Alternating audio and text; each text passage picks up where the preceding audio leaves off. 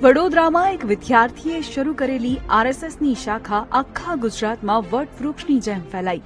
હિન્દુત્વની છાપ અને સંઘ પરિવારની પેઢી દર પેઢીનો પ્રજા સેવાનો સમર્પણ ભાવ આજે પણ અડીખમ છે.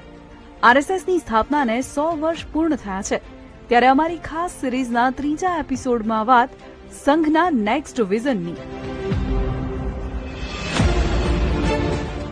જમ્મુ કાશ્મીરમાંથી કલમ 370 હટાવવી, અયોધ્યામાં રામ મંદિરનું ભવ્ય નિર્માણ હોય કે પછી સીએએ લાગુ કરવાની વાત, આ તમામ નિર્ણયોના મૂળમાં રાષ્ટ્રીય સ્વયંસેવક સંઘની વિચારધારા રહેલી છે, જે આગામી સમયમાં પંચ પરિવર્તન લાવવા માંગે છે.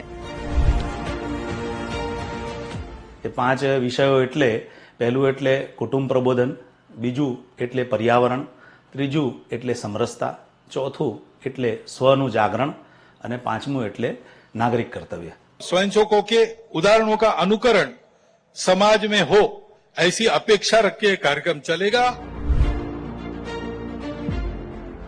आरएसएस माने છે કે સમાજ પરિવર્તન માટે સૌથી જરૂરી કુટુંબની રચના છે, એટલે સંઘ કુટુંબને લગતા કાર્યક્રમો અને પર્યાવરણ પર ભાર આપશે. આ જ પ્રકારે પ્રબુદ્ધ જન જે છે, જે સમાજનો ઓપિનિયન મેકર છે, એવા લોકોને પણ એમની સામે પણ સંઘની સાચી વાત શું છે અથવા સંઘનો વિચાર એ શું કરવા માંગે છે દેશ ઉન્નતિ માટે, અને એમાં એ લોકો કેવી રીતે સહયોગી બની શકે, એ કદાચ શાખામાં ન આવે પરંતુ એ પોતાના સ્થાન ઉપર રહીને પણ દેશ માટે શું કરી શકે, તેવા વિષયોની વાત પણ એ આપણે પ્રબુદ્ધજનોની સામે એ આપણે પહોંચાડવાના છે. સંઘ શતાબ્દી વર્ષમાં પોતાની વિચારધારાને સાથે રાખીને ગામે ગામ સુધી પહોંચવા માંગે છે. આ માટે